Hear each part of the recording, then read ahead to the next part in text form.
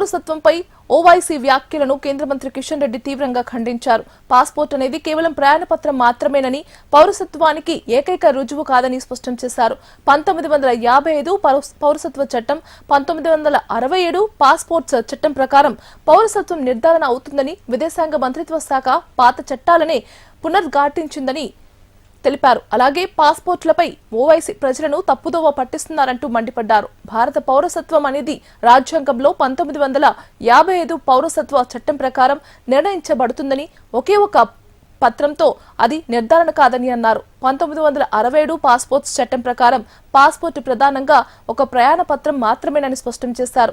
ఆ చట్టంలోని సెక్షన్ 20 ప్రకారం ప్రత్యేక పరిస్థితుల్లో భారత పౌరుడు కాని వ్యక్తికి కూడా కేంద్ర ప్రభుత్వం పాస్పోర్టు లేదా ప్రయాణ పత్రం జారీ చేసే అధికారం కలిగి ఉందన్నారు. అలాగే 2013లో బాంబే హైకోర్టు ఇచ్చిన తీర్పులో కూడా పాస్పోర్టు ఒక్కటే పౌరసత్వానికి తుది రుజువు కాదని స్పష్టం చేశారని, ఇతర హైకోర్టులు కూడా ఇదే సూత్రాన్ని అనుసరించాయని కేంద్ర మంత్రి కిషన్ రెడ్డి వెల్లడించారు.